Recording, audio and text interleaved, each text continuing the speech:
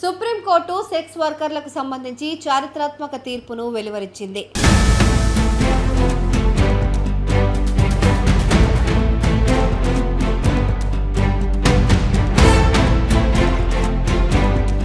వ్యభిచారం అనేది కూడా ఒక జాబేనని, మిగిలిన వృత్తుల వారికి ఉన్నట్లే సెక్స్ వర్కర్లకు కూడా చట్ట ప్రకారం అన్ని హక్కులు గౌరవంగా ఉంటాయని సుప్రీంకోర్టు స్పష్టం చేసింది.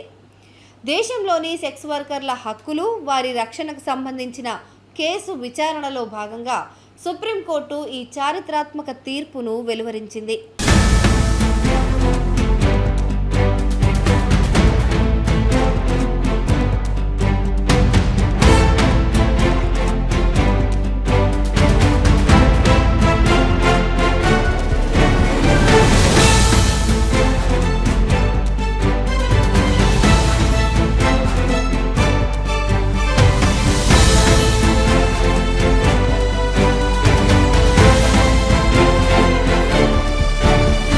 రాజ్యాంగంలోని ఆర్టికల్ 21 ప్రకారం ప్రతి ఒక్కరికి లభించే జీవించే హక్కు, అలాగే వ్యక్తిగత స్వేచ్ఛా హక్కు వారికి కూడా వర్తిస్తుందని కోర్టు స్పష్టం చేసింది.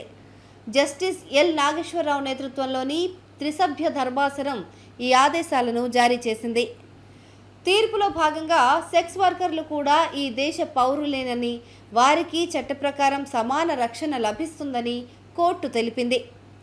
స్వచ్ఛందంగా ఈ వృత్తిలో ఉన్నవారిపైన పోలీసులు ఎలాంటి క్రిమినల్ చర్యలు తీసుకోకూడదని స్పష్టం చేసింది. అలాగే సెక్స్ వర్కర్ల పట్ల పోలీసులు క్రూరంగా ప్రవర్తించకూడదని, వారిని శారీరకంగా లేదా మానసికంగా వేధించకూడదని కోర్టు ఆదేశించింది. వారికి కూడా గౌరవంగా బతికే హక్కు ఉందని గుర్తు చేసింది.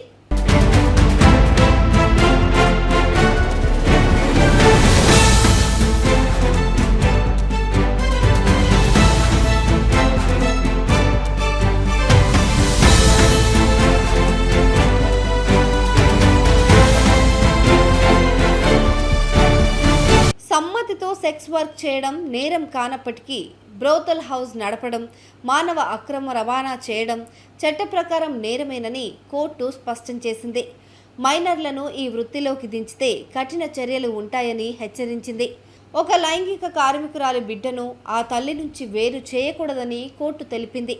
ఆ పిల్లలకు కూడా మంచి విద్య, ఆరోగ్య సదుపాయాలు పొందే హక్కు ఉంటుందని పేర్కొంది.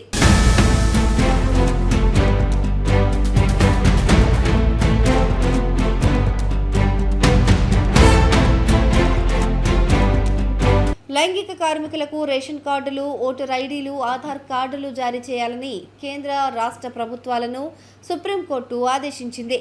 మరీ ముఖ్యంగా సెక్స్ వర్కర్లపైన జరిగే దాడులు లేదా రెస్క్యూ ఆపరేషన్ల సమయంలో వారి గుర్తింపు ఫోటోలు, వివరాలను మీడియా బహిర్గతం చేయకూడదని, వారి గోప్యతను గౌరవించాలని సుప్రీంకోర్టు స్పష్టమైన మార్గదర్శకాలను జారీ చేసింది.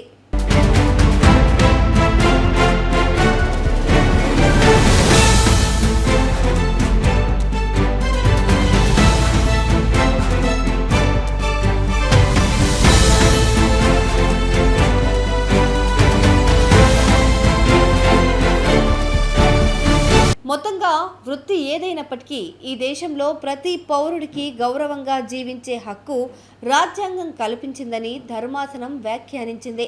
ఈ తీర్పు దేశంలోని లక్షలాది మంది సెక్స్ వర్కర్ల జీవితాల్లో భద్రతను, సామాజిక గుర్తింపును తీసుకొస్తుందని నిపుణులు, మానవ హక్కుల సంఘాల నేతలు అంటున్నారు.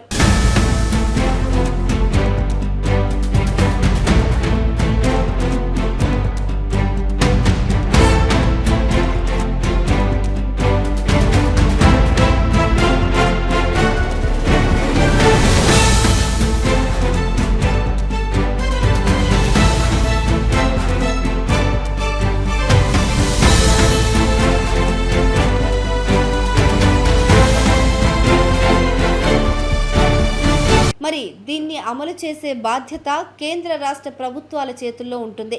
కాబట్టి అవేం చేస్తాయో చూడాలి. ఈ తీర్పు పైన మీరేమంటారు? కమెంట్ చేయండి.